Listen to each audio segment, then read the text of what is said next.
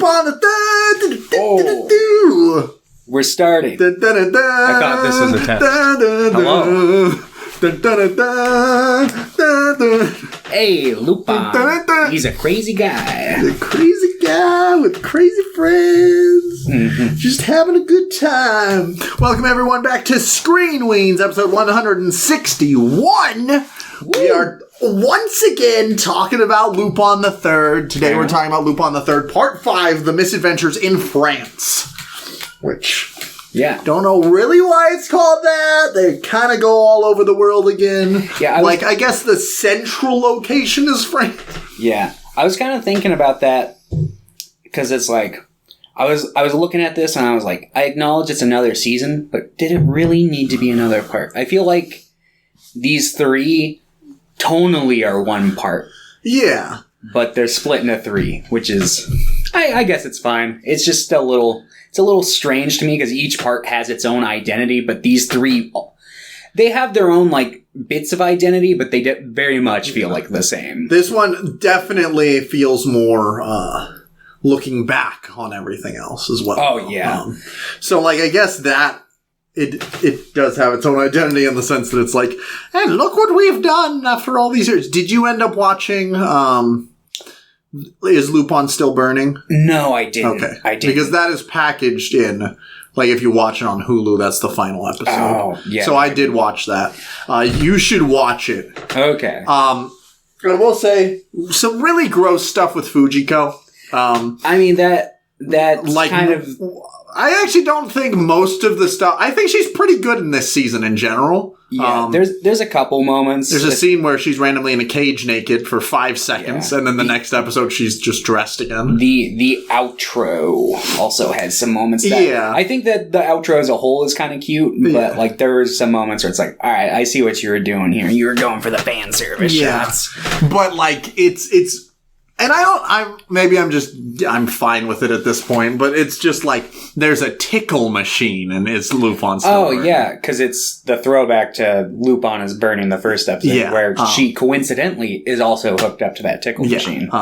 It's pretty much, it's like a remake of that episode. It's really weird, but outside of that, I wish they just didn't have that part. It's so good because, Momo, not the little guy, the Momo from season 1. Yeah. He has a time machine. And he sends Lupin back in time to, like, mess up all his relationships. So he's going through, like, he has a bunch of different jackets on. And he's going through all these different things from part 1 and 2. Yeah, I will have to check that out. I thought it was really great outside of that. I thought the little bits and pieces that they reanimated of, like, older stuff was, like, very, like, I was like, oh, when it popped up, so I was very happy with that. Yeah.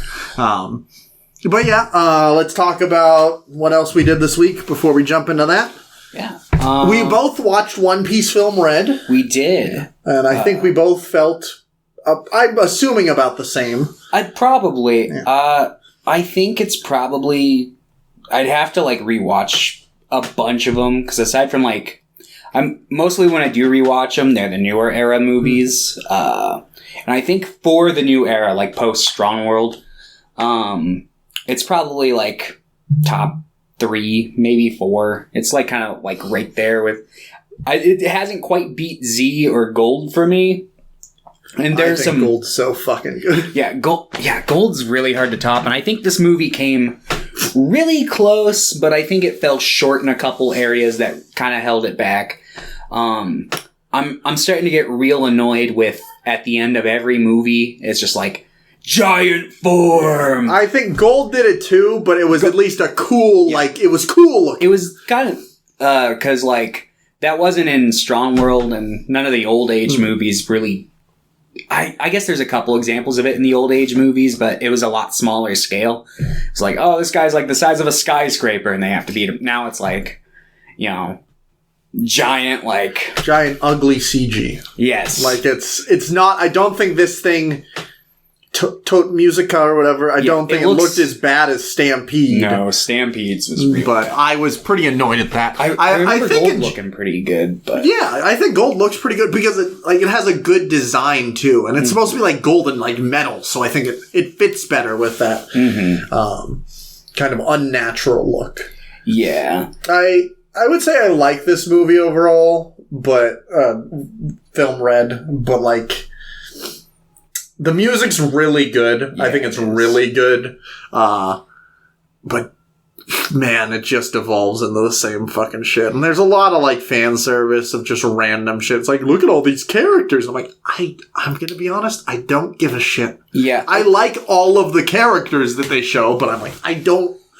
If you're just gonna have them be in the background or be like, I'm here, I don't give a shit. Honestly, I thought it did a much better job at that than Stampede. That's fair. I felt like most of the characters they showed did play a role. There were a couple cameo points like Khalifa and like Rob Lucci, where it's like they really didn't play a big role in the story. Like Katakuri shows up for like a cameo here and there.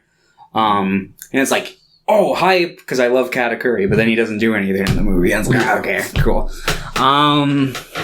But yeah, overall, I thought it was really good.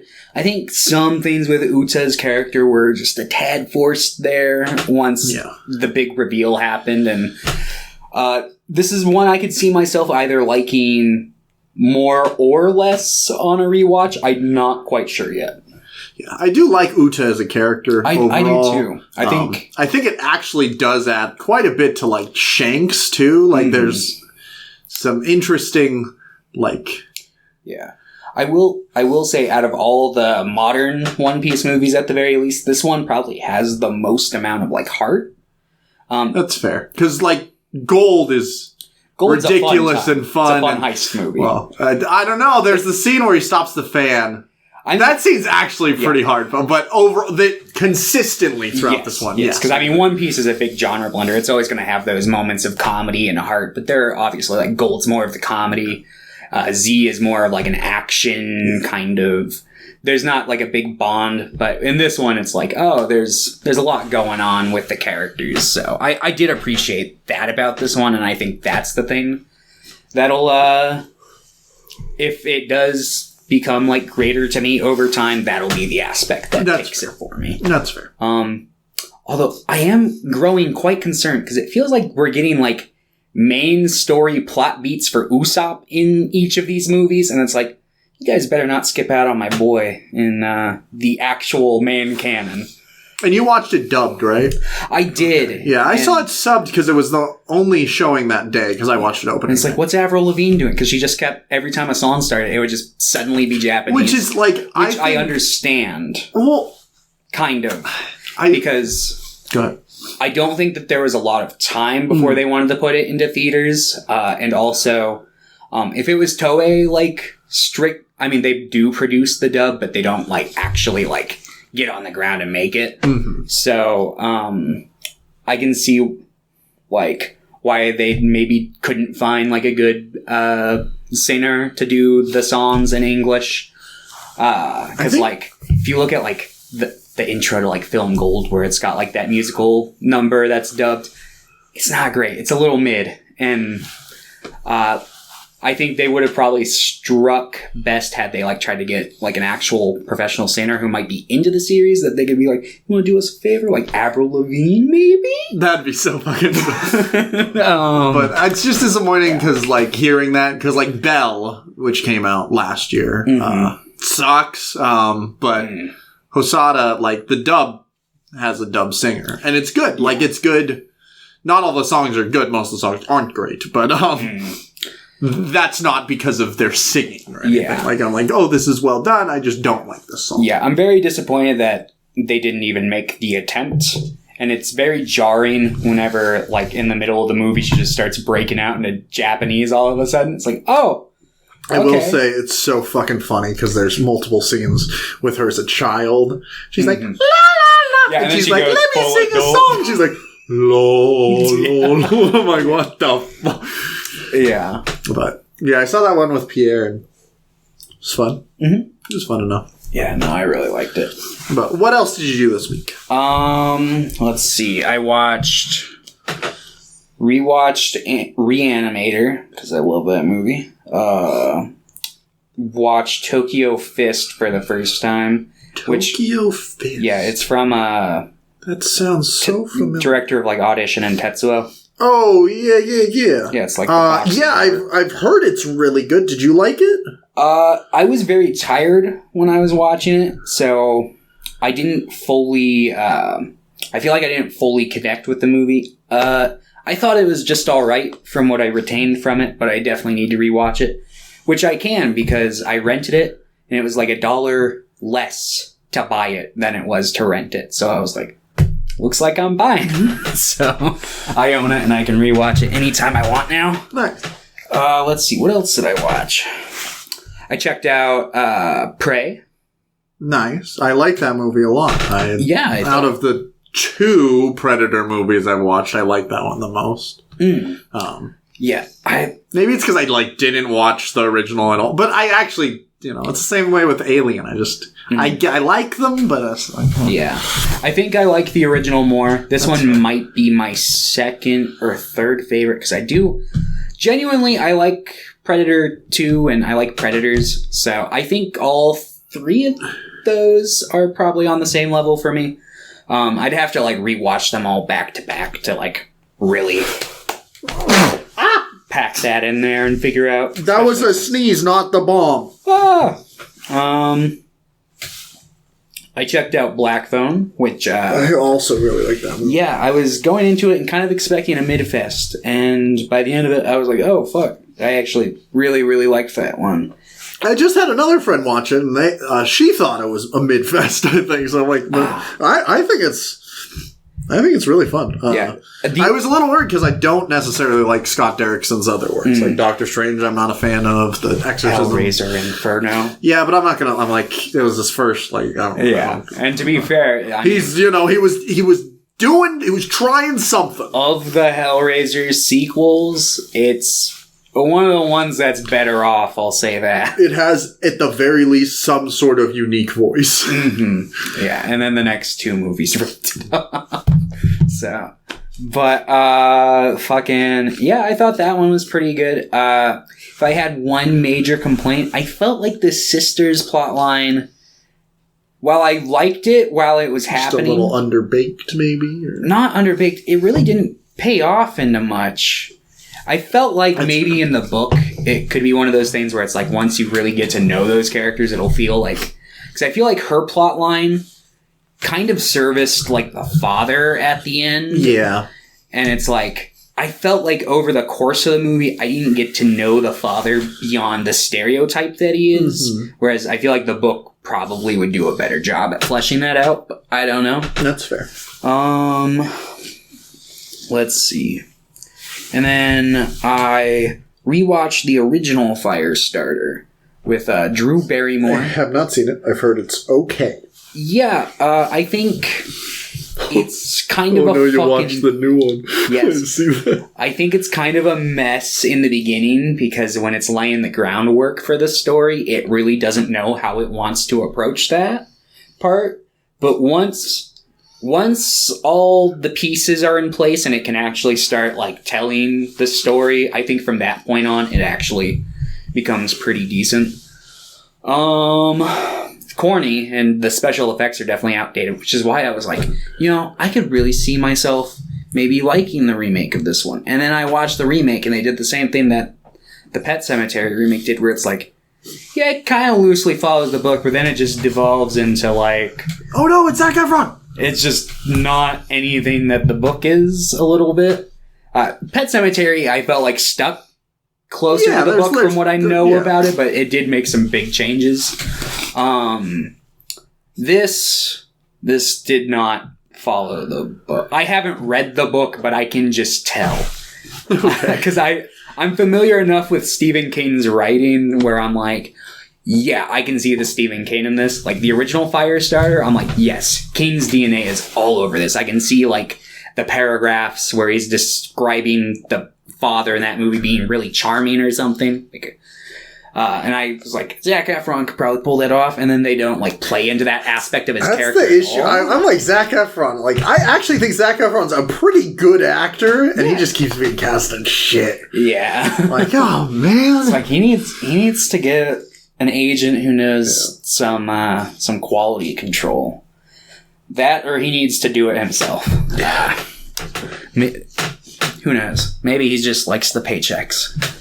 But yeah, Stephen King's Firestarter. Real bad. Okay. Yeah. And I got a PS5 this week, so... Whoa! Gamer mode! Pew, pew, pew. So I've been playing a little bit of the Demon Souls remastered. And that's, Whoa! it's about it, because there's really not a whole lot of new games for the PS5 yet. You played Deathloop.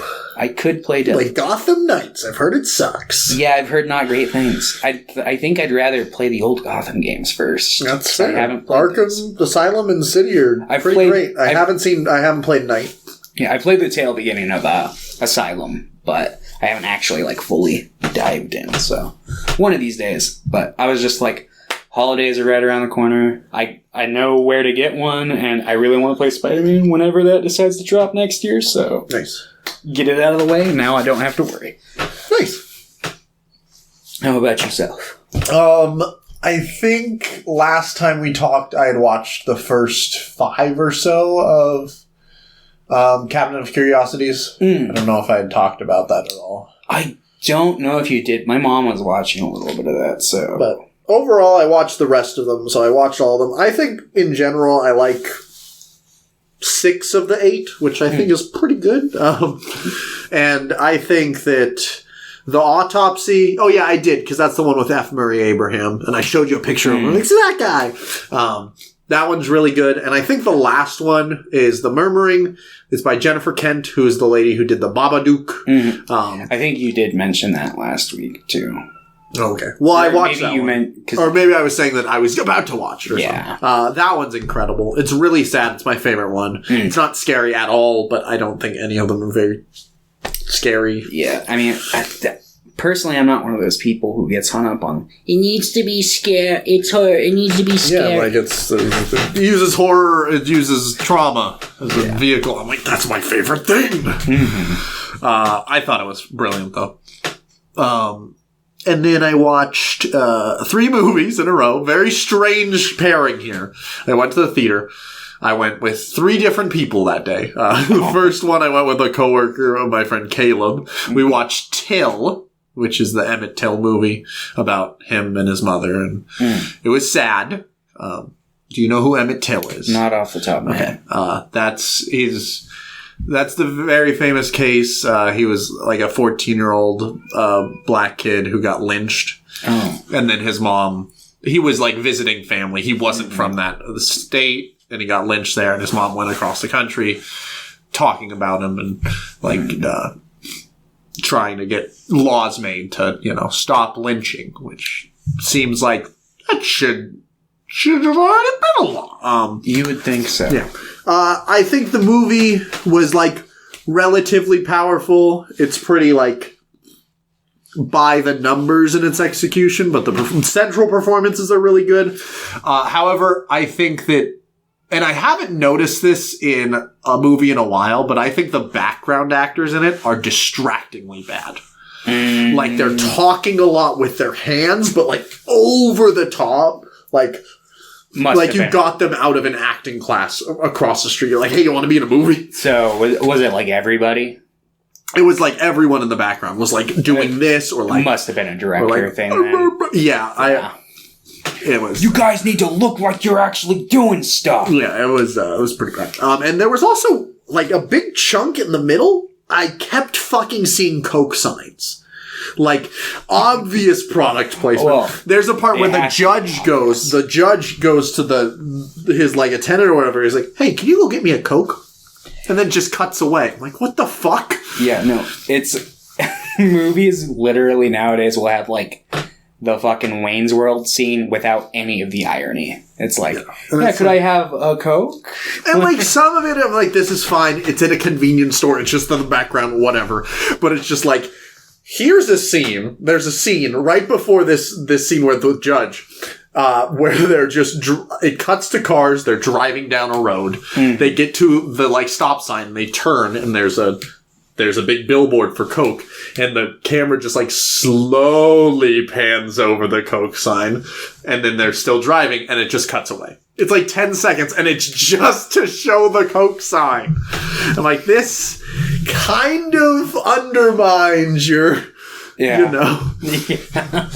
It's the kind of stuff that really just reminds you that we're truly rotting as a society. Because other than that, I think the movie's pretty good. Yeah. And I'm like, oh, it's kind of annoying. Oh, man. Did we freeze? No. You're focused. Sometimes it just unfocuses, which I can fix. But and then I went home. I took Caleb home, and then I went and picked up Pierre, and we went and saw One Piece. And then I took him home, and I picked up Hinatea, and we went and saw Tar, which is about a female, or a woman. She is a conductor, and it's Cate Blanchett. Yeah, I think I saw the trailer for this somewhere. It's so fucking good. Was it? It's so fucking good. It's like 2 hours and 40 minutes. Yes. But pacing's so good. It's really good. I think the very, very end of it like sets up like its ending. It's like, okay, we're going to do some other stuff. And it takes a little bit and it goes like, before like in the last 20 minutes, I think it starts to sputter out a little bit. But besides that, it's just like going it flies by. And it's such a fascinating character study. Yeah. To the point that people thought this woman is real and they were Googling her and it's like, wait, this isn't a real movie. Yeah. They thought it was a biopic. Oh, damn. I think you specifically would really like that movie too. Yeah, I'll have to fucking check it out. Tar, yeah. Probably once it hits renting. It's by a guy named by a director named Todd Fields. He made 2 movies, and then like kind of just retired for no reason. But he made one called. It was one that I watched about 2 years ago, and I liked it, but I was like, I really like the direction of this. I don't care for the writing too much. He made a movie called Little Children. Oh, yeah, I like Little Children. Yeah, it's by that same director. It's based on a book, too. Yeah, but this time he wrote Tar just over the pandemic. He's like, I'm going to go write this and then make this movie. I think the writing is exceptional in this movie. Yeah. I also haven't seen Little Children since, like... I think Little Children is good. I think I probably watching it now, it might be a lot of style over substance. Although I did like some of the substance in that movie. I like that it was willing to like kind of push like narratives that aren't really like accepted by like the mainstream. Well, I really like the idea of the movie like a lot, and I like the movie overall because of that. Plus, I think what's that guy's name? Jack. Earl Haley. Yeah, Jackie Earl Haley. Yeah. And then the guy from like the Conjuring movies. Yeah, Patrick Wilson. But Jack Earl Haley is specifically so good in that movie. Biff from Back to the Future plays the guy who bullies Jackie Earl Haley's character. Yeah. Fucking. Yeah, no, Jackie Earl Haley to fucking nails that part. He's really good at playing like fucking creeps. Yeah. That's why I think he was a pretty good casting for Nightmare on Elm Street. I just think they don't utilize the creepiness of it. Yeah, I think for what they were going for with it, he pulled it off. I don't like his makeup in that movie. No, because I don't think that movie's good. I think it's got some interesting ideas. Like, I think the micro sleeping thing is probably one of the most interesting ideas of the whole franchise. But yeah. The movie as a whole is not pretty rough. Yeah. It's just a remake of the first one, basically. Then we watched Lupin. New episode of Andor was so fucking good. That show's is it done now? No, it's got 3 more episodes. Okay. It's 12 episodes for this first season. Yeah, might pick it for the podcast one of these days and just go through it that way. Yeah, I've been really, really liking it. Yeah, I anticipate I'll probably really like it. And then I think that's it. Been reading more Hunter x Hunter. I'm almost done with Greed Island. Oh, nice. And I might. You just dive into Chimera Ant or take a break? I don't know. I've been struggling. And I have so many other books. I'm like, I want to read this. Yeah, I'm interested. But if I stop here, I will never read anymore. Yeah. I know that. Yeah, I'm interested to see Chimera Ant, like, because I haven't gone through it in any form since, like, high school. So I'm interested to see if it stands up for me or if I view it as kind of like, typical, like, babies first, like, dive into, like, mature themes kind of a thing. I will say there's It's pretty, like, overall, it's a pretty, like, la la la la la, a manga. And then there's one panel where, I don't think this is a spoiler, like, somebody explodes a bunch of people.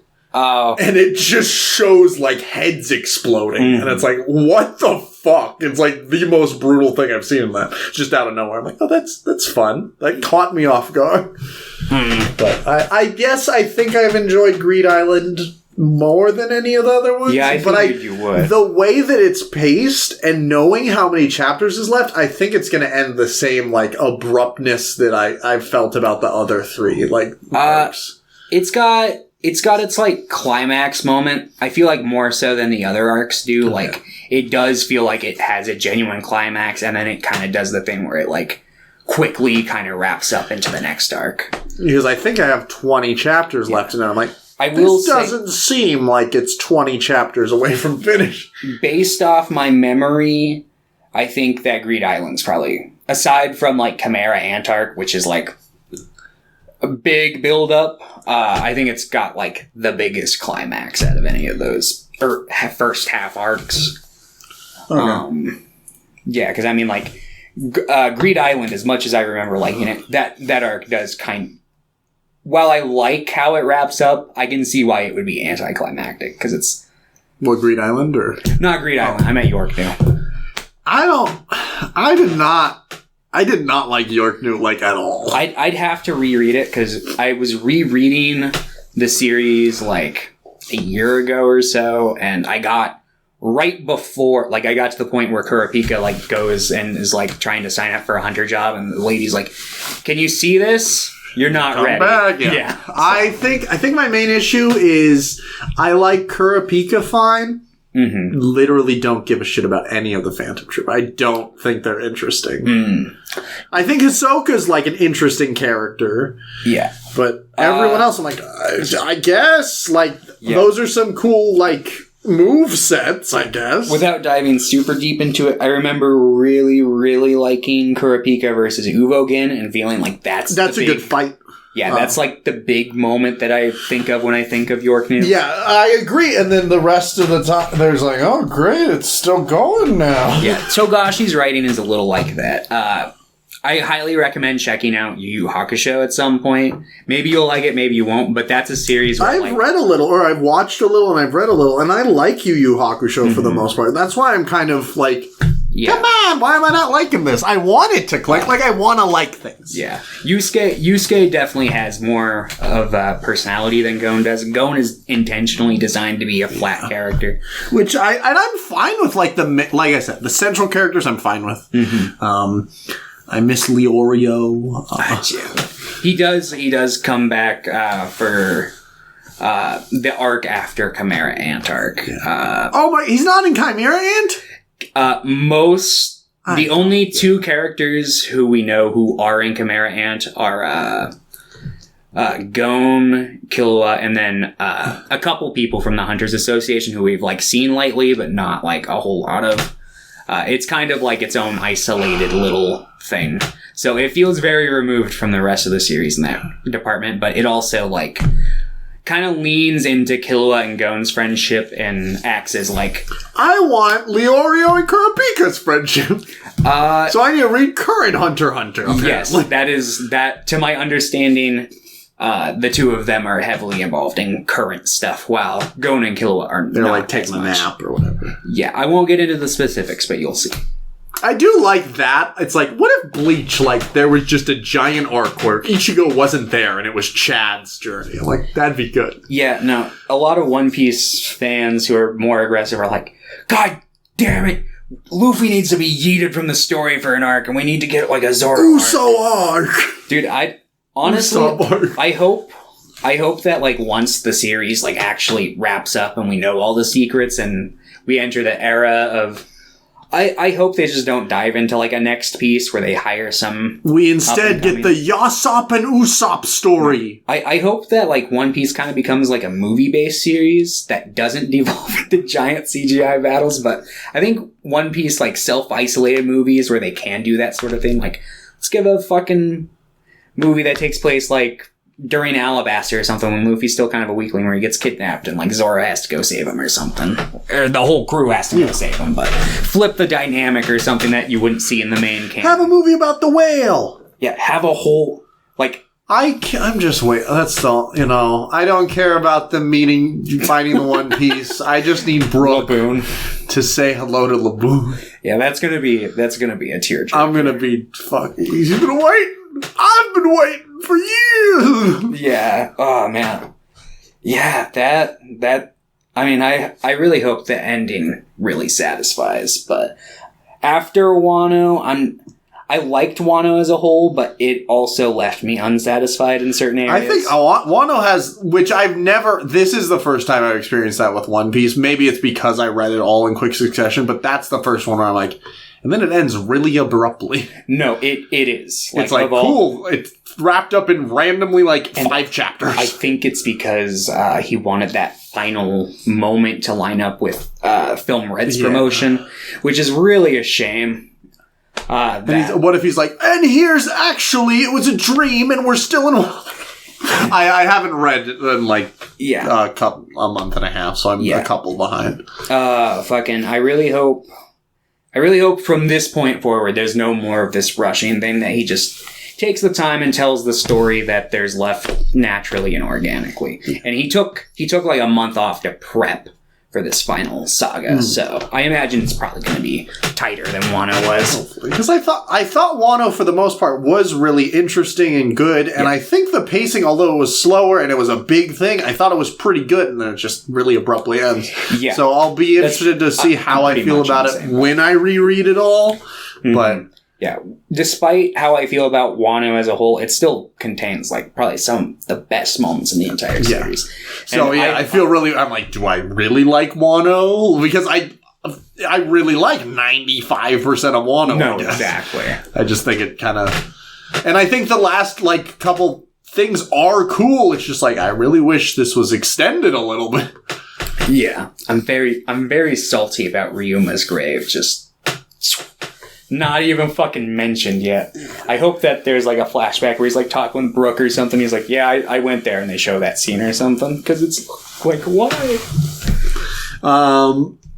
He's probably saving it for some reveal with Zoro in the final battle against Mihawk or something. He's like, yeah, I learned this when I went to Ryuma's grave, which I was conveniently saving off screen for this moment, so it's more dramatic. Oda does do that a lot, and sometimes it can be a little annoying, I will admit. But I love the guy, and I love the art. But yeah, anyway. Speaking of anime... We have questions from everyone's favorite anime man. Yeah. Pierre de... Best vampire-like creature that is not explicitly a vampire. Easy. Thomas. It's true. The Mothman? Does he count? I'm trying to think. There's probably like creature. I would say the Mothman. Yeah, it's he's hot. Like a zombie, maybe. They're a couple shades away from vampire in terms of how they function. Let's see. What else functions like a vampire? I mean, there are things I guess, because, I don't know, there's, different interpretations of mosquito! Yeah, that's a great answer. I love mosquitoes. They have wings and they suck blood. Yep. Yeah. Oh, wait! Gay people! We solved it. Suck cock! Yes. Probably, I don't know, gargoyle? Kind of vampire-ish if they're not stone. Unless some vampires turn to stone when sunlight hits them, depending on which version of Speaking of turning to stone, I will say now trolls. They both turn to stone. There we go. Yeah. Trolls. There we go. Yeah. Sure. Yeah. Kamina from Gurren Lagann. He wears a cape, and vampires wear capes. Yes. God, I'm trying... There's And he doesn't see the daylight for most of his life. Yeah. I'm trying to think. There are horror movies where it's they're basically vampires, but they're like not vampires, but it's like right on the tip of my tongue. I can't think of it. Werewolves. They're vampire-ish. Yeah. Question 2. Do you like YouTube's new look? You could ask me that question any year that YouTube has a new look. The answer is always no. No. Yeah. It's no.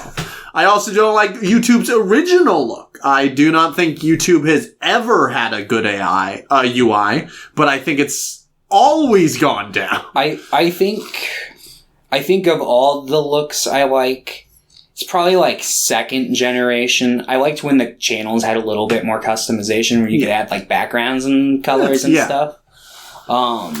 Which social media has like strayed away from these days. It's like, well, give me back my profile GIFs and my let me play music when you go on my MySpace page. Yeah, it's like, why have we, as we've furthered into the social media experience, they've just stripped back the gray slop. Everything's gray slop. Yeah, it's just like, I don't like it. I don't like it. And I don't like this dark mode stuff either, because every time I read on it, it hurts my eyes. But I might just be getting old. When you read on dark mode, I do turn on everything on dark mode. Yeah, it's like the white text on the gray background, and when I like stop looking at it, I'll just have like white blots on my eyes. I'm like, ah! It's like when you like stare at a light and it like imprints onto your like retinas for a little while. But yeah. Question 3. When are you going to admit ghosts are real and inside your eyes? Never. I don't believe in ghosts. I believe in ghosts, I think. I don't know. You know, as I grow older, maybe it's my need to not feel the impending doom of dying and just ceasing to exist. But maybe it's my inner need to feel like I'll be something after I die. But I'm open to the idea of it. I mean, if I see something, I'll like run through the rationales in my head. There is enough people in my life that I trust and I love that have told me that they have seen something that I like believe that they at least saw something. Whether it's a ghost or some sort of interdimensional thing. Like, there are scientific explanations. Maybe there are ghosts. Maybe there are aliens. Maybe they just saw a bug. But I think that it would be against who I am as a person to completely discredit those people in my life. So, sure, they can exist. And by that rationale, they do exist. In your eyes. In my eyes! Ah! Anyway, thank you for the questions, Pierre de Pollo. Now, without further ado, let's talk about Lupin the Third Part 5. Let's fucking go! Who wants chicken nuggets? It's so good. I love Lupin. Yeah, Lupin's great. Now, I think I'm going to make a prediction. I think you like this one. I think you like it a little more than Part 4. But probably not as much as the other ones. You don't like this one. No, you were right. Okay. But when I first started it, I was like, I don't think I'm liking this one as much as I liked Part 4. But by the time it wrapped up, I was like, all right, I think I like this one a little more than I liked Part 4. Because as it was going on, I was like, oh, they're doing like 5-ish episode arcs. And then little mini episodes that are like flashback episodes with different jackets. I thought that was neat. I really like that idea. I like I'm...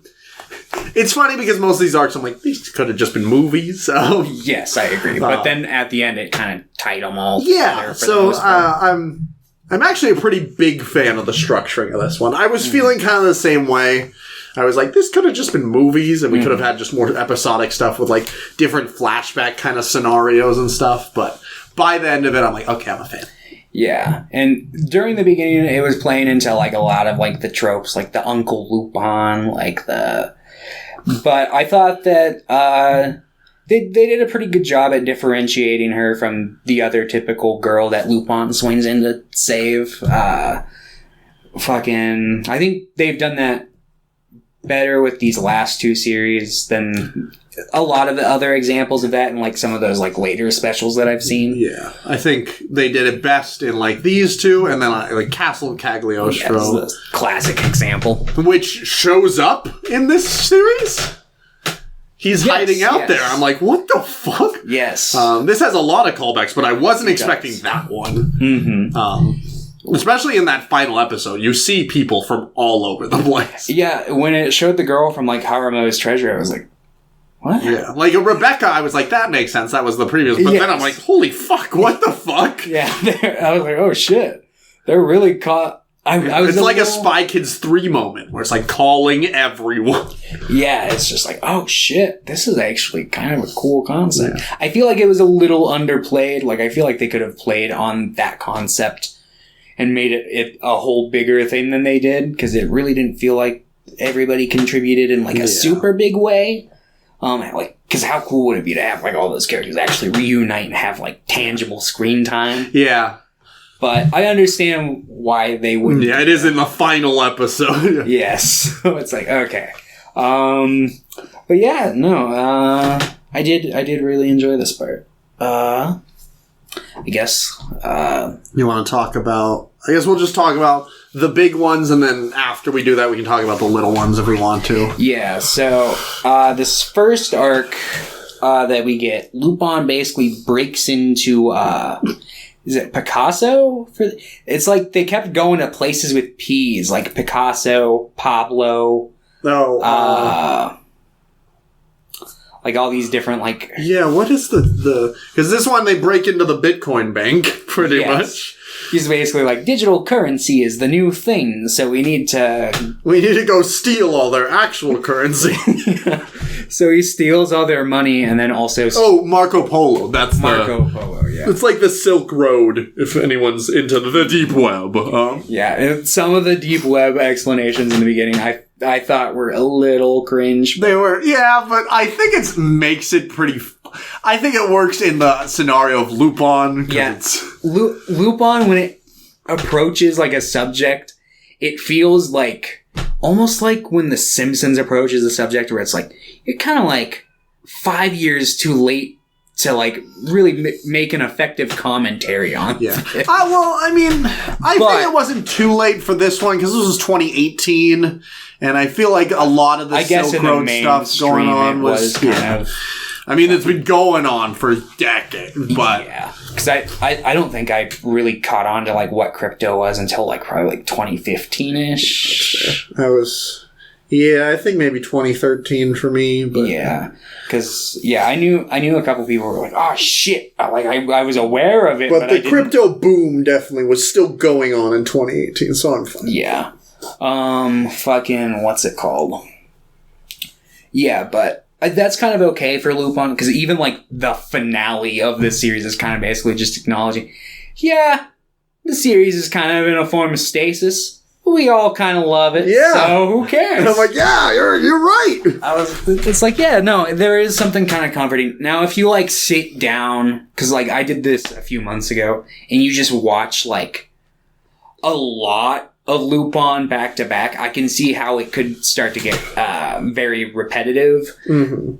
But when you kind of just watch it spaced out, like, you know, you don't necessarily go back and rewatch all the heavy hitters leading into a new one. It's kind of nice because it's like it harkens on those old things while still kind of being new and fresh. Well, and I do think there are fun, like, fun ideas in this, especially with Goemon, like, trying to use a cell phone. Yeah. Yeah, I thought that was pretty interesting. I think one of my favorite concepts, which was kind of just a little one-off episode, was the one where Zenigata fucking loses his memory. That episode's really so good. Yeah, because it shows how good Zenigata is at his job, too. It's just Lupin's slightly better. Like, no one else in the world could ever get close to capturing Lupin. But because Zenigata's so good, he always gets close. Yeah, and he's caught him a few times. Yeah. It's just that... He lets him go, or Lupin escapes, or, you know. some sort of random shit. Still one of my all-time favorite Lupin episodes is from the first part where Zenigata actually catches him for the first time, and it's such a great episode. They actually did... the part 2, they remade it, right? Or part 4. Yeah, they didn't remake it, but they did an episode that's like the same concept, and there's a lot of like references to it. Part 2 is part 2 the one where they're in jail and they put up the fucking like cardboard cutout. Do you remember that one? I think all 3 of them are in jail, and they put up like... There's like the second episode of part 2 where it's like they're trying to like steal from like Rio de Janeiro, and they're like in the hospital because they crash a car into the big Jesus statue, and they like put up a projector. Yeah, that's it. That's good. Lupin has so many good bits, and there's a lot of good bits in this too. And I really like this one. But that first arc, they're stealing from Marco Polo, and he meets Ami, or Emmy as he calls her. Yeah. And she's like this insane young hacker girl. I think she's like 16. Yeah, something like that. And he's like, I'm going to get you out of here. She's like, well, she asked him to steal her away. And he's like, okay. And she's like, but do you want to have sex with me? He's like, I only have sex with adults. I'm like, fuck yeah, you do, Lupin. There's some creepy stuff throughout, but I think Lupin as a character, especially in the last couple parts, is such like a nice, like tender person now. But he's also like still like funny, and he like, I love women. Yeah, he's like, still horny, but nice, it's more tasteful nowadays. Yeah. And it, like, I'd say for the most part, over the course of like the broad part of the series, it's usually handled pretty fine. Yeah. There's just those moments here and there where it's like they lean into humor, that brand of humor a little too hard, and it's like, oh, that one came off as a little fucking much. But these more recent seasons have been doing a good job at kind of dulling that aspect of Lupin without completely grinding it down. Yeah, because like he's still fun, and he's still like, I love women, I'm horny, but it's just not like, hey, I'm gonna sexually assault someone. It's like, that's good. Yes, that's good. Very good. He could very easily devolve into like a Sanji type, which I'm thankful he has. It makes me disheartening because Sanji is like 95. He's such an interesting character. Yeah, it's like 95% of the time he's like really, maybe not 95% of the time, but when they do actually focus on his character, it's really interesting. And then the other 80% of the time he's just a fucking perv gag, and it's like, ugh, Sanji. But he rescues her, and he steals all these bitcoins, and then all the people behind Marco Polo are like, that's it, we're gonna do the Lupin game. So everyone in the world starts being like, you get money if you can like take pictures of Lupin, and if you can figure out where he is. So now, like, every camera in the world is after Lupin. He's like, fuck. Yeah. So it's a fun little race of like, I gotta get away, and eventually he like, I'm gonna fake my death. Like he does. It evolved because it's like the spotting game, and then I forget how they fucking beat that aspect, but then they're like, all right, roll out the second app, and it's a death date, like gambling. And you guess which day he'll die. Yeah, and then they end up like fucking or faking his death, and then that leads into them backing off, and then Ami stays with Zenigata for a little bit, and they kind of form like a bond, and then then she gets like a letter from Goemon or something, and then she like goes to confront the big baddie drug dealer of this mini arc here, and then he's like, haha, I've trapped you in this room full of water, and then turns out he was the one who got trapped, and then he gets busted for narcotics, and that arc's pretty much wrapped up. There's some like insane Lupin moments in these first couple episodes. Like, Ami is walking around the streets alone, and these three guys like accost her, and Lupin comes up and he shoves a gun in one of their mouths, and he's like, if you don't have the balls to do anything, you shouldn't be. I was like, what the fuck, dude? Like, I did really like that moment. Yeah. It's like, but there were some like kind of like corner dark moments where I was like, whoa. Like, it's pretty bright and jovial for the most part, but then they'll just randomly mention, like, oh yeah, when I was a child, I was like sold into child porn. I'm like, and I was like, yeah. Like, whoa, that came out of nowhere. Quite a few times in the series. I'm like, yeah. They really, like, want to throw a rock at you randomly. Yeah, and that's something I could see totally fitting into, like, a woman called Fujiko Mine, but, like, in this series, it felt like maybe just a tad too far. Yeah, I think I get maybe if it was just... Yeah. But it's like, it's Lupin. It's a cartoon. I think maybe they could have just... Alluded to it, or maybe not said it in a single sentence and then, like, thrown it away. I'm like, maybe just a little longer, maybe? Or yeah, because they were basically like, yeah, I was sold into that field, but then they noticed I was a really good computer They saw I made hacker. a computer. So they just swapped my department, and it's like, oh, huh, okay. Yeah. Glad to see that was relevant to bring up. I also like Zenigata in this one because Lupin, like, dies and he's like, he's not dead. I'm Zenigata. I know he's not dead. Yeah, he's like, no, he wouldn't die that. And it was actually just Fujiko and Jigen that were behind it. And throughout this whole series, Fujiko's like, yeah, I hate you, Lupin. And I actually really like this part of the series. Yeah, when this first arc wrapped up, I was like, all right, this is all going to have to wrap up in the end because they left that thread hanging. Yeah. And I was like, no, you don't just leave that thread hanging. What the fuck? And I think that's one of my favorite parts about the series is that overarching thing. Yeah, I always really like when they try to dive into... Because their relationship I fucking love. I love it. Mm-hmm. Yeah, I really like when they actually kind of show affection for each other. It's really nice to see compared to the usual. And he, like I said, it's really tender in this one. There's a lot of really, like, tender moments of being like, these two are in love, actually. Mm-hmm. Yeah, it's just that they're both fucking adrenaline junkies. Yeah. And they can't just lead a normal life.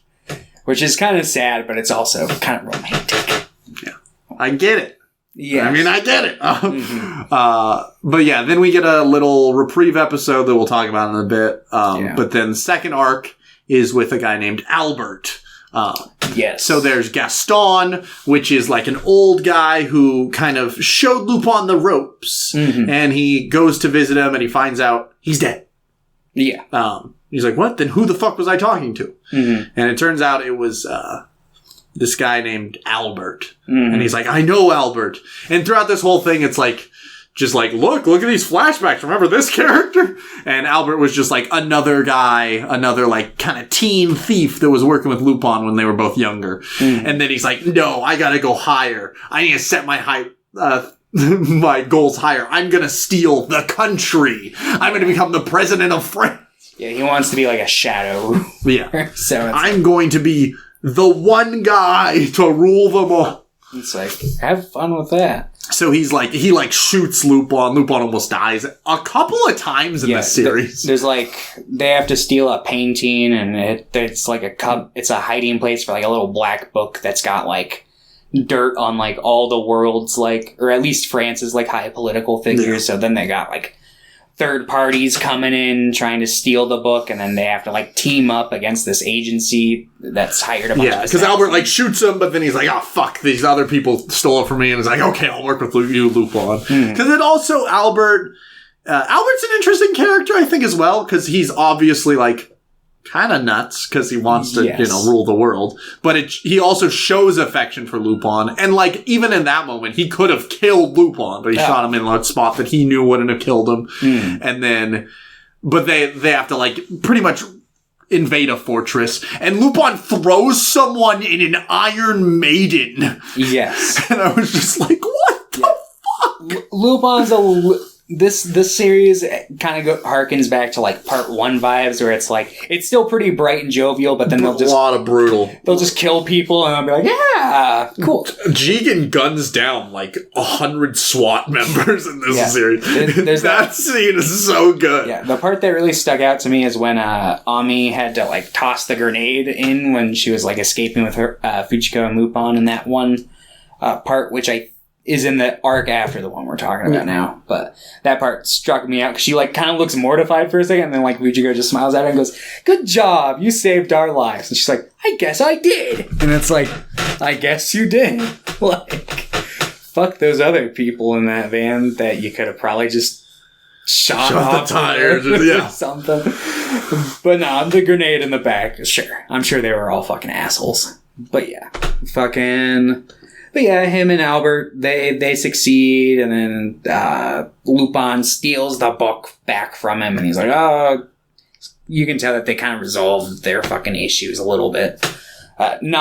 Not stated outwardly, but it's one of those, like... I don't know if Albert returns, but, like, the end of this series does set up that, like, he could possibly be an overarching villain, too. I thought, for a second, I was like, what do you mean? He definitely returns. I remember I watched the episode 0 of 6, of part 6, and that's what eventually led me to be like, we gotta watch part 4. Yeah. It was so good. So I'm excited to eventually watch part 6.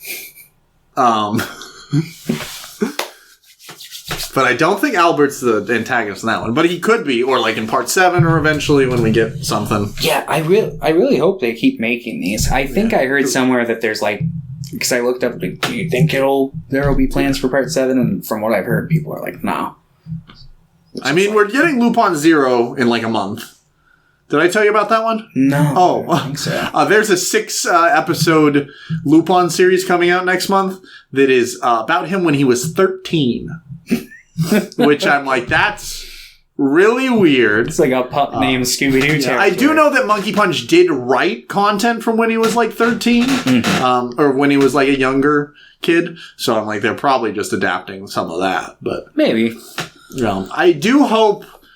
I know Jigen's in it. I kind of hope no one else is. Because Jigen, that makes sense fine for, like, some of the stuff. Sure. In some of the, like, canons, it's like, oh, here, we're meeting and stuff. But I don't want him to meet Fujiko as a kid, because I like the idea that they were both adults and, like, there's a mystery. Yeah. Personally, I don't know. Any sort of origin story they ever toss at you for Lupin and the characters, I always just disregard. I'm like in episode 0, it's like, and we lied! Yeah, that's the one that explicitly states, like, we're fucking lying! But the rest of them are like, yeah, this is kind of what happened. Like, that's why the moment called Fujiko Meet is also like that. It's like, guess what? Lies! Yeah, so it's like, oh! Which I think is pretty funny. Yeah, so maybe this will just be like, at the end, it'll just be grown-up Lupin, and he'll be like, yeah, and that's my story, and none of it was true. But I guess we'll see. Regardless, I guess I'm excited for that. I didn't realize that there was any fresh Lupin content on the way. Yeah, that's kind of I figured we had been in a dry spell since 2019 after... Part 6 ended this year. Oh, it did? Yeah. Oh. Yeah, because this I thought it ended last...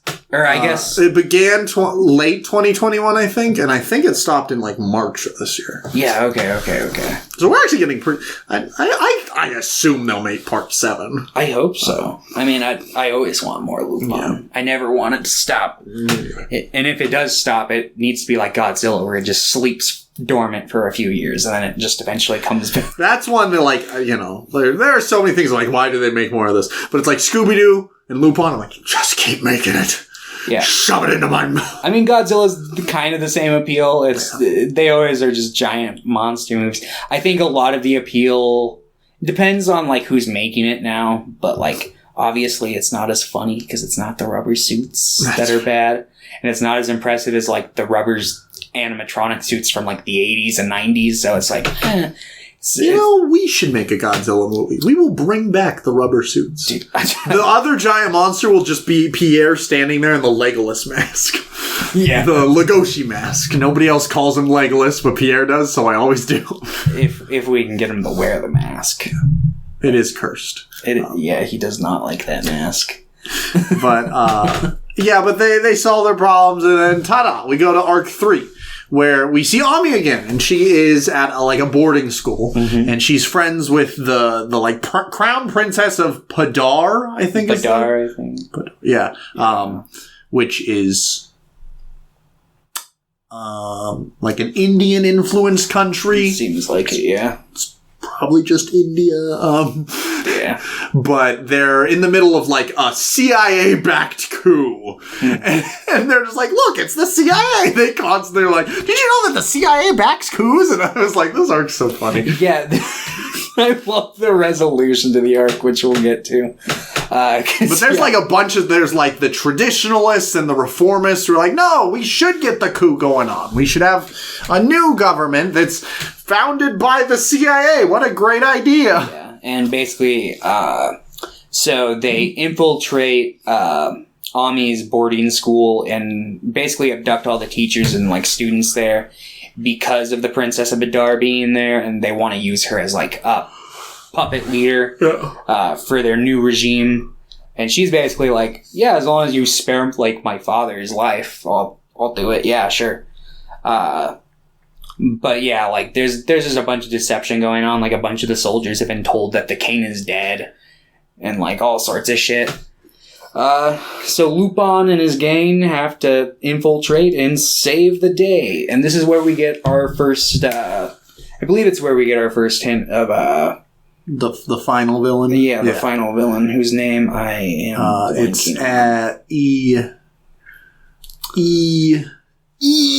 what's his name? I'll check. Big bearded guy.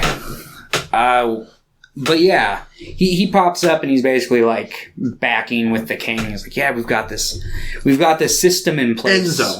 Enzo.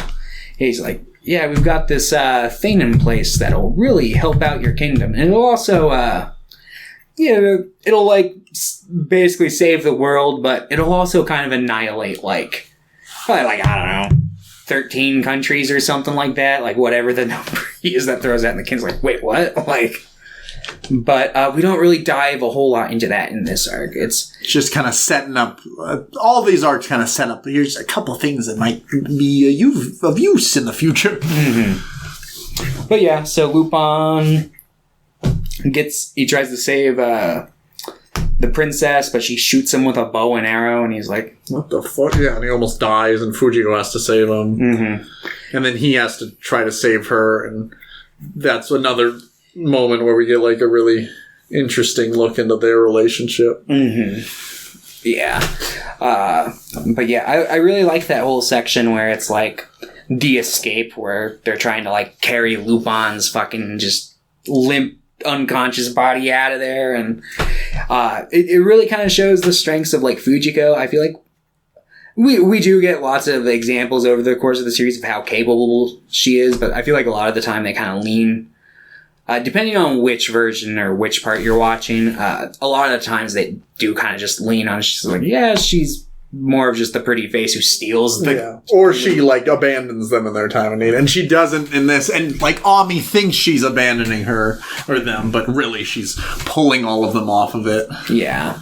But yeah, so then Lupin, all fucking hurt and shit, goes and tries to save Fujiko, but... And then steals the diamond. Yeah, they keep that reveal from us for a little bit, but yeah, he basically goes up to her and she's like, what am I to you? And he just says, I need to take this back. And then just leaves. And yeah, so she fucking is just tilted and leaves. She's like, alright, I see. Well, bye then. And then, they end up going back to where the princess is at, and she's like about to like be anointed by the like high priest guy. And yeah, they basically, the king then broadcasts to like the entire kingdom, and he's like basically just like, hey, stop fucking fighting each other. We're all Badarians? Yeah. I can't remember the name. Padar, I think it was. Padar. And then the high priest is being secretly recorded, and he's like, we're gonna kill them all. And then, Lupin, do you want to join me? And yeah, I'll give you the country. You can have it. And they're like, no. And then soldiers run in, and he's like, kill these guys. And they're like, sir, did you really mean? Yeah. And then, fucking the princess, the teacher at the school she was working at is actually like a CIA agent who is actually secretly pledged loyalty to the princess. And he basically pretends to be the bad guy to like get the princess to make it look like she didn't agree. And basically Lupin's like, if you're going to be in power, you need to be a villain. You need to have the Someone balls. has to be the villain in this story. Yeah. You need the fucking, the audacity to do awful shit and really commit to it. And then the princess is like, all right, I'll do that. So she basically, like, realizes partway through her teacher loyalist's death that she's like, oh, yeah, I'll take this role. I see what he's dying for. And then she's like, we can blame those Western dogs. Fuck America. We are Padar. Yeah. Fuck those guys. And I was like, yeah. Hell yeah. Yeah. I really like how different all three of these arcs are, too. Mm-hmm. Like, I really like these arcs. Their central stories. I'm like, very strange, like, how different they are from each other. Mm-hmm. Yeah, when I was watching it, I was like, this whole Bidar thing could have been, like, the one. Like, it felt climactic enough. Yeah. But I actually was pretty genuinely surprised at how much I liked that final arc, too. Yeah. So... Getting in the final arc, Shake Hands, which is the corporation behind People Log. Mm-hmm. They log people. Yeah, which Enzo is the head of. Yeah. And basically, like, Bidar has, like, fully adopted this new system that they've got going. They're, like, the country that's trying it out. And the rest of the countries in the world are like, this thing kind of makes us nervous, but it is rather effective. And it's People Logger. I think that's the name of it, right? People Log? People Log. Basically, it's like Letterbox D for actual real human beings. Basically being like, hey, it's like a Pokedex. Like, you take a picture of someone and it's like, here's all the information on the internet about them. Yeah, and, like, people will, like, leave reviews, and there's, like, a rating system for, like, accuracy, which is obviously rigged. So there's, like, a point later on where he's like, oh, you don't think this fact is true? Ask People Log. It'll tell you. And it's just like... Well, it seems like Enzo actually wants... Like, it might not be completely true because of, like, the people working for him. Yes. But Enzo is actually a decently compelling, like, arch-villain because he wants things to be, like, true. Yes. As it progresses, it does...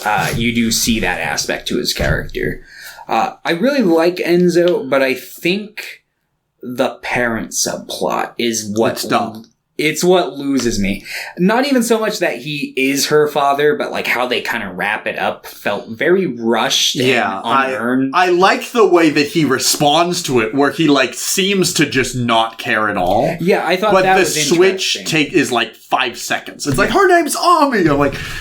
Could you give me, like, literally just, like, one more minute of, like, him, like, deciding, like, this, realizing this is what I want. Yeah, give me some sort of an initiating action other than somebody mispronouncing her name. Yeah. That would have you, like, maybe, I get, like, she was, like, falling or whatever, and he saved her life in that regard, but it was, like, I mean, someone else would... It's even just if you just frame it a little differently or change the way it's shot, like having him like glance over and maybe like feel something again. Like there are ways that it could have worked. Yeah. I still think it like works enough, but I was like, come on. Having one of his underling villains like try to kill her or something, and he like actually fucking interjects or something. Something that would have had a little more dramatic weight. Yeah, I agree. But yeah, basically... Yeah, People Logger, it's like, he's like, yeah, it's the perfect system, and then Lupin breaks it, because he's like, well, I'm just gonna upload and leak fucking documents of Hyde. And sorry, these are all true things. And they're like, no. So they just are like, we're gonna bomb People Log. Yeah, the U.S. president is like, I'm drone striking. Yeah, because this goes against our civil liberties or whatever. Oh, being able to lie. Yeah, he's like, duh. So yeah, they just fucking start launching like fucking rockets at it and shit. And it's like, oh my god. But yeah, and basically he kind of figures out, Fujiko gets captured as well. This kind of wraps up the Fujiko Lupin plotline of this part, because Fujiko gets captured in a cage, and she's basically like, I'm going to wait here for Lupin. Yeah, because like they all get arrested, or Goemon and Lupin get into a fight because people log. Goemon, there's another thing where he like doesn't know technology, so he reads this and it says Goemon is Lupin's underling. He's like, no. Yeah, and then they kind of dig up the kind of unresolved duel from like the first part, where it's like they started off as enemies, and basically Goemon, when he like teamed up with Lupin, so to speak, it's so like he's like, know thy enemy. And he's like, he still doesn't know who would win in a fight, and he doesn't know, like, the only person in the world in his mind that could win in a fight against him is Lupin. Yeah. So I think this is pretty cool. And the way, like, he, like, freaks out after he kills, or thinks he kills Lupin. Because he slashes, like, he gets him pretty bad. Yeah, and I think of all the team members, it made sense that they would go with Goemon, because he seems like he'd be the most susceptible to, like, propaganda. Easy internet propaganda manipulation tactics, whereas like there was a part where it seemed like they were whipping that out on Jigen, and I think the implication is that they did, because the elevators rose up. That, or he just got overpowered by that one guy. But by time this, he's the only one who's out on the streets. And I like this part where he's just like wearing like a wolf head, and he's just trying to live, and someone's like, hey, you're probably Jigen. He's like, shit. He just starts running. Then Albert comes and bails him out of a tight spot.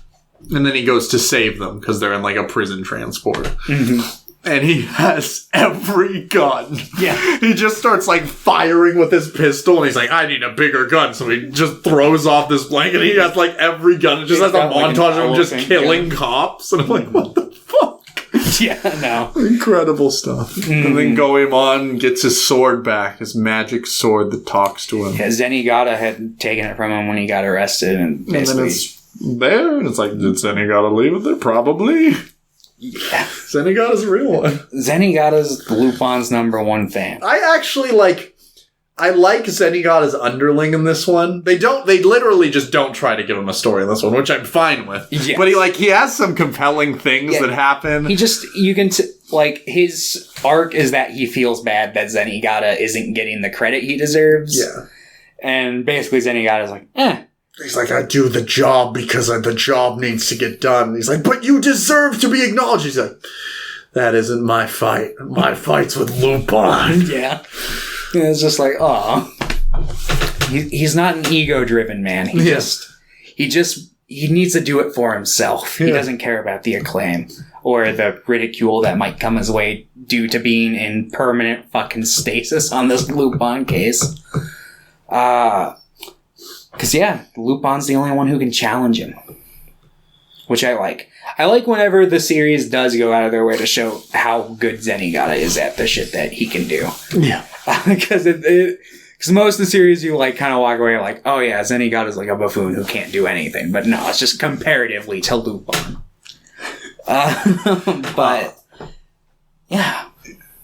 And then Fujiko was like, she could have gone to prison. She's like, no, I'll stay here in this cage. Lupin's gonna need a prize to come win. Lupin's gonna need something pretty to steal. Yeah. And it was cute. It was a cute thing to say. And then Lupin does save her, and he showed insane moment. He's wearing a silicone fake mask of himself over, so he's basically she's like, what am I to you? And he's like, I don't even know who I am. Well, and it doesn't, and it's specific, it implies that this face he wears all the time is not his real face. And he's like, just in case I ever get in real trouble, he could take off his mask, the Lupin we all know. And the only person that knows the true Lupin is Fujiko. Yeah. I think that is so good. I think that's so fucking good. I honestly didn't think that was the implication. I thought you were... Well, it's just they don't show his face. Yeah, well, what I thought it was is because he was basically because he's I don't... He's you're asking me who you are to me, and I had to ask myself because I didn't even really know who I was myself. So now I'm going to show you the real me. And so I just thought he was like, I'm Lupin, baby. And just pulled off the mask. And he's like, it's just me under here. So that's what I thought was going on. I mean, I guess you could. That's not what I got. But. Yeah. Which one of us is right? Let us know in the comments. I think either one kind of works in its own weird way. Because I could, if anyone would do that stupid shit, it'd be Lupin. So yeah, I guess. Either way, it also is pretty romantic. Either way.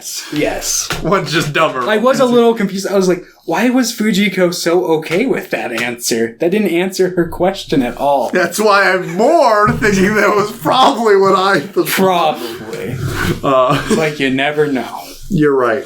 She might have just been like, oh, wow. That was a funny joke. I really liked that. And then, they all run away, and the credits roll as they're all running, and Zenigot's like, I'm after you, and they're all smiling and kind of like frolicking, and just another classic Lupin series. It's good. And then they have these little little tiny episodes, just like regular episodes in there, and I really enjoyed all of those. I think the first one's I thought it was really funny. It was Pink Jacket, and he has to break into a safe that only stupid people can open. Yeah, he reminded me a lot of, I think this is another part 1 episode. Might be part 2. But there's an episode where it's like, basically there's like this guy who builds like a master safe. He's like, Lupin can't break in here. And Lupin like breaks in like a second. So his son like builds like a fucking egg. I think that's part 2. Okay. I remember that episode. Yeah, and he's like, you can't break into this egg, and like Lupin has to like fucking. I think he pretends to die or something. Yeah, so the other guy opens it, and he's like, ha! Yeah, and he almost does that in this, so that kind of reminded me of that. But yeah, I really love the way that all of like Jigen and Goemon and Fujiko are just fucking hitting him with hammers. Like, we gotta make him stupid.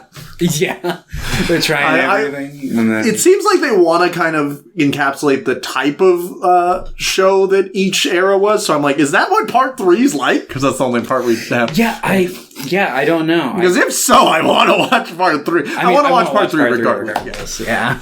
I mean, I've watched every part except for 3 and 6 at this point, so I haven't watched the entirety of 2, but I've watched like half of 2. Yeah, I've only seen the first 25 or whatever. Yeah, you've seen the first fourth of it then, which I'll eventually watch. Yeah, it's good. It's good. Yeah. I really liked what we watched. Yeah, no, I'd say it maintains that quality. I know. There's some really good episodes in that second season. Because there's like a Jigen episode I really like. It's like an episode where they like walk around on like balloons. It's like really weird. But yeah. Part 5. Yeah, and then the Green Jacket episode where it's the murder mystery. Yeah, the murder mystery one I thought was good. I'm like, there should be more episodes like this. Yeah, but all of the filler episodes felt like they were kind of like pseudo throwbacks, kind of like the same way that part 4 episode was like a throwback to the Prison Break one from the first part, where it's like they're different, but they're obviously like spiritual successors to these older episodes. But yeah, no, I really enjoyed those episodes. There was Prison Break. There was the Zenigata as the robber one, which is probably my favorite of all, like the filler ones. I agree. Just because Zenigata's like, so he loses his memory, but all he remembers is like how easy it is to be a thief, because he just remembers all of Lupin's stuff. So he's just pretty much copying Lupin's stuff and doing it just as good as him. And Lupin's like, well, I thought I was the master thief, but I'm not so sure right now. Yeah. No, but he has too much justice at his core, so he starts to remember. He just starts instinctually like doing things that he used to. Yeah, he instinctually handcuffs Lupin. He instinctually goes, Lupin! Yeah, he's him like, and Lupin are just Lupin? He's just like, oh, I've almost got you, Lupin. Wait a minute. Who the hell's Lupin? Do you know who Lupin is? There was that episode. There was the episode with the ghost car. With that. obvious Pablo Escobar, but not really bold enough to actually acknowledge it's Pablo Escobar. But they find a stash of like these old cars, and one's like a ghost car driving away, and Lupin's like, how about a race? And they race until like sunset, and then it's revealed that all these cars are broken. And they're like, how the fuck did we drive them? They got led to where his body was. Yeah. So it was like, oh, that sort of a thing. Which there's another like ghost car episode in I think part 4. There's 2 ghost episodes in part 4. There's the car one that's really sad. Yeah, with the old guy whose wife is in bed. I remember that. That one's like really sad. Yeah, and then the other one's also sad with like the haunted castle. And the girl, she was like... the painting one. And he finds like the body of the girl who was like waiting for her sister to return or whatever. Like, what the fuck? Yeah. Lupin's randomly like really edgy or sad sometimes. Yeah, and I like that about Lupin. I mean, sometimes the edgy can be a little jarring, but you never quite know what you're going to go with Lupin, but it's almost always good. Usually. Sometimes you'll bite into a bad one, but if you just maintain and get through it, you'll get back to some good stuff. Was there any other filler episodes?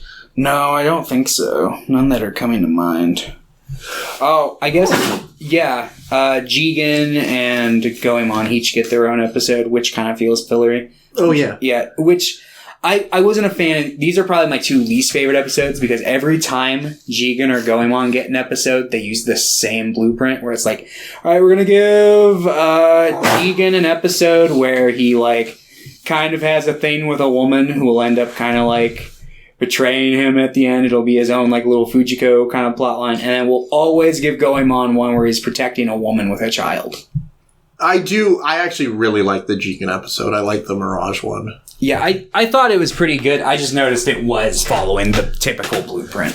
I liked the Jigen one more than I liked the Goemon one, because the Goemon one felt a little too similar to, I don't know if it was part 4 or a woman named Fujiko Mine. I know it was one of the newer ones. But there's that whole like arc where he's like on the train and they're like, "You're a samurai." And I think that's part 4. Yeah, I also think it's part 4, because I think it's Fujiko who's the babysitter in that. Yeah, she's wearing like a blonde wig. Yeah, I think that's part 4. It might. That actually might be Fujiko Mine. It might. It's one of those 2. We've watched a lot of Lupin. Yeah, especially in that point where we were in the Lupin era. Maybe it'll be a continue. No, I'm just... we're watching something next week that I can't say is better than Lupin, but it's gonna be something. Holy fuck. Okay. Troll 1 and 2. You're not that far off, honestly. All week I've been craving trash. You're like, I want to make London sad or happy. No, I imagine I'll probably say the title of the movie and you'll be like, what the fuck is that? And you'll look at the poster and you will laugh. So. Okay. But I also like the Goemon episode. It's probably like my least favorite, but I pretty much like all the episodes in this series quite a bit. I do like this one because he's like, there's a guy who's in a grape costume that's in the security, and he like has to run away, and then later on he's like, it's the Grape Man. Yeah. There's some fun stuff in this one, and it's like, he's dressed as a samurai and everyone's like cosplaying, so they're like, we should take a picture of the samurai, and they're like, he uses like they keep saying things that are wrong, and a little kid like starts saying, that's not what a samurai is, this is what a real samurai looks like, and he's like, wow, this kid really gets me. It's like, it has some fun moments. Yeah. But yeah, I fucking loved this one. I said that part 4 was my favorite, I think this might be my favorite now. I did really like this one. I like the Da Vinci stuff, but I like this one a lot too, so. Yeah. I think I'm still of the mind that as a whole, part 2 is my favorite, because just like the individual episodes that you get in part 2, some of which are just like staple Lupin. Yeah, like, I get that, but I love the relationship of Fujiko and Lupin in this. And I really think it's like the best it's ever been in this, and it has some like such like tender character writing for them. There's some good stuff in here. I think I feel I like these new parts a lot. I think that they nail a good hybrid between like, particularly I feel like part 4 did a little bit of a better job at feeling more episodic. Yeah, this one's definitely like, here's some mini movies that all kind of reach a climax together. I think between the two structures as a whole, I prefer the more episodic that eventually leads into like a movie feeling story scale. That's fair. I think I also do, but I think these all just work together so well for me that I'm like, that's fine. No, I'm not knocking like part 5 for it. It's just like me stating my preference. That's fair. But yeah, no, I thought part 5 was really good. I quite liked it. I'm not sure where I would rate it on the scale, because honestly, it's really hard. It's like asking to pick your favorite, like, your favorite nipple or something. It's like, they're both pretty good. Both make me come. So. Yeah, so it's like... Do you have a rating? Because I know we rated some of the other series that were shorter. I don't know. It's kind of hard to rate Lupin. It's all 10s. It's not all 10s, but it's all like comfy, you know? Yeah, it's all good. It's like, I feel like a rating would be a disservice to it, kind of, because it's like... You don't have to rate it. I'll rate it. You'd give it a 10. A 9. I'm at a 9. It was pretty close. Yeah. Part 6 might be a 10 if it keeps going this way. Yeah, I think realistically, if I were to rate it, it'd probably be like a 7. I think that's what you gave part 4, too. Probably. But I'd like to announce... I mean, I'll still do it for the podcast if you want, but I've stopped rating movies numerically. Whoa! I went through on Letterboxd and unrated everything. Really? Yes. Wow. So, because, I don't know, I'm always, like, busting my brain trying to figure out the math of my rating system. I'm like, well, I really like this movie, and I want to give it things hearts if you like them, or... Yeah, but I'm being a lot looser with the hearts than I was with, like, my rating system, because it's just like, whatever. If I like it enough, I'll give it a heart. So, wild. Yeah.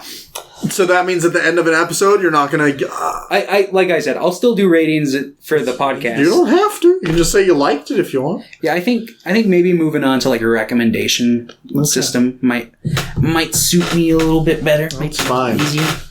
I'll still give you my rating. Don't worry. Okay. I'm never going to stop. I love quantifying things. It's my favorite thing. I'll quantify literally anything in the world. Well, there you go. How many bees out of 7 trees? It's like once you watch like so many bad full moon movies, it just kind of skews everything, and that's I actually love that. I'm like, what do I think a good movie is? Like what like how does this? I'm tired of readjusting, so I'm just like, whatever. If I like it, I like it. If I don't, I don't. That's fair. That's completely fair, and I get it. Yeah, that's fair. Cool. Yeah. All right, Thomas. So we're not watching Lupin next week. Okay. Do you want to give us what we're watching, or do you want to roll first? No. I just want to dive. You just want to dive into trash. Yes. Okay. Tell me what we're watching. I'll tell you if I've ever heard of it first. We're watching Munchie and Munchie Strikes Back. They are movies that I loved as a kid, and I haven't watched since. Oh yeah, I've seen this poster. Yeah, it's by the guy who did Chopping Mall and fucking Sorority House Massacre 2. It's basically like Fairly Odd Parents, but it's a Roger Corman. I didn't know you were in a movie? Are you trying to say I look like a Munchie? Yeah, a little bit. Oh, okay. You should be Munchie for Halloween next year. Well, I'll wave my little parts. It's Munchie. Look at him go. It's Munchie. Munchie 1 is streaming places. You can find them both for free on YouTube. The quality for the second one is pretty decent. Quality for the first one on YouTube's pretty bad, but it's got like an HD remaster that you can like rent, so pick your poison on when it comes out. Okay. First one's also streaming on Tubi. Oh, okay, cool. But yeah. It's Munchie. And they're technically it's technically a sequel to another movie called Munchies. Like, it's advertised that way. It's not. It has no... I owned all 3 of these movies on VHS when I was a kid. Munchie and Munchies have nothing to do with each other. Munchies is like a Gremlins knockoff. It's the poster of like the little reptilian thing with the mohawk, like looking up the lady's dress. Real schlock. But yeah, I felt like watching some trash and digging up some nostalgic trash. Just so you know, Hinata will be mad at you. Yes, no, I came and she's like, I'm so excited for Lupin next week. I'm like, yeah. And I feel like she's going to be scared of Munchie. I don't think she will be watching Munchie with me. If she was scared of, like, the dancing pig and, like... the dancing pig's kind of scary. Yeah, the dancing pig, that rabbit from that old Alice in Wonderland ancient short. Yeah, that's a scary, I get it. Yeah, but Munchie's kind of got some of those same... He's a real shitty puppet. So it's going to be kind of creepy. Wait, that's a puppet? I thought that was you. Yes.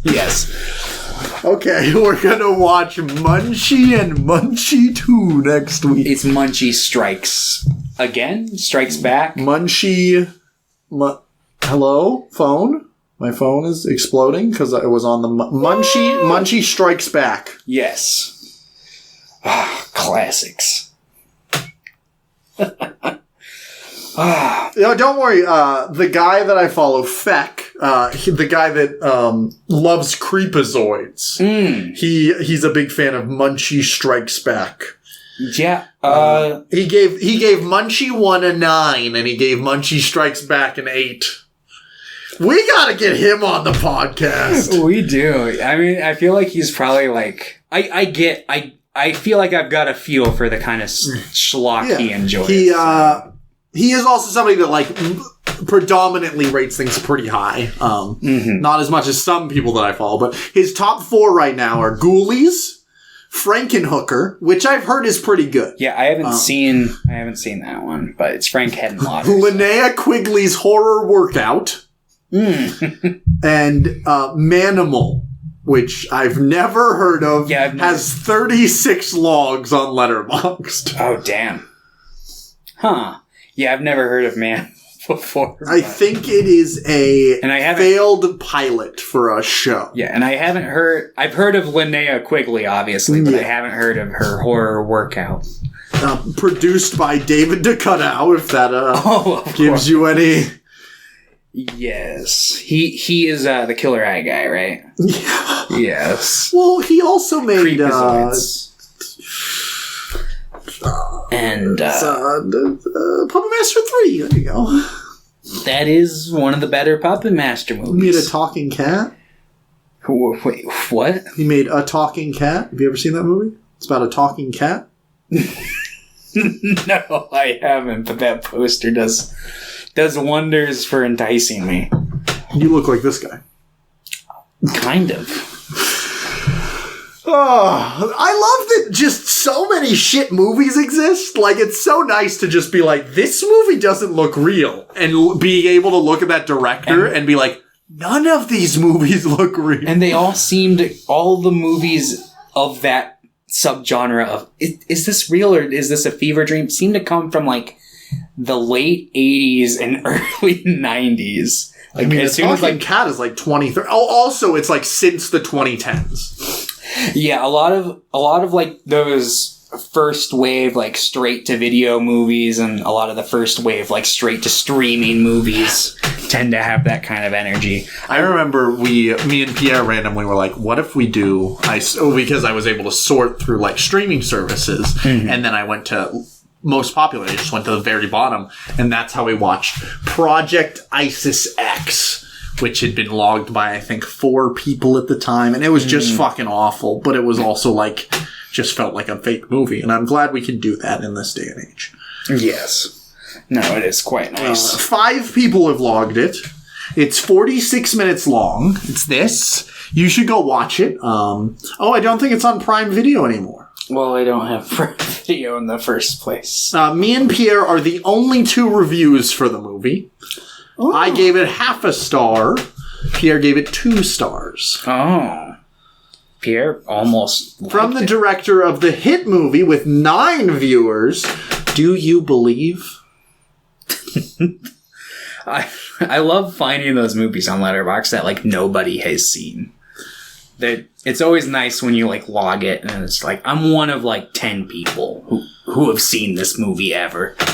I mean, if you look on like, I do like this movie, which is Beyond Paradise, which is a movie that was filmed in my hometown. Yeah, I remember you talking about that. And I love it. It's not like, I think it's like for being like a little indie like or drama. I think it's like actually fine, but it also means a lot to me. And like 39 people have logged it, but because of like us logging it, it has like a ton of 5-star reviews. I see. Don't worry, I have the top 2 reviews. Of course. And then the third top review has 2 likes and it says, "My dad's in this."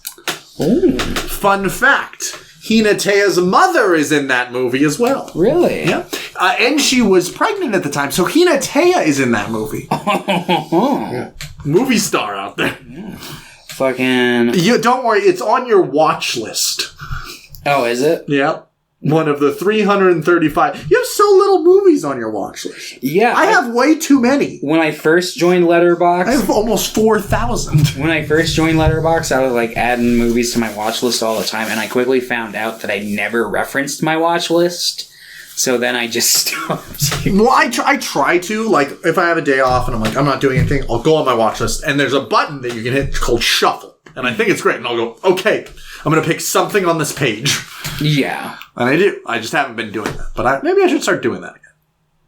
Yeah. Anyway, we're going to watch Munchie and Munchie Strikes Back next week. Yeah. Woo! You got to go tell Hinatea that. You got to break her heart. Also, I'm watching the Weird Al movie in like an hour. Okay. I saw a trailer for that, but it broke my brain because I was like, this isn't the movie. It was like a Funny or Die parody, and it had like Aaron Paul. Oh, that was the original like skit. Okay. It's kind of based on that. I didn't realize that. It was just uploaded, so they re-uploaded it. I guess. I was like, because I hadn't seen a trailer for the actual movie. I was like, oh, I'll check out Daniel Radcliffe's performance. I'm like, that's not Daniel Radcliffe. That's Aaron Paul. Well, apparently the movie's really good and very funny. And it's like, do not worry. The director, like, there was a big thing. It's like, the director is like, don't worry. I didn't do any research.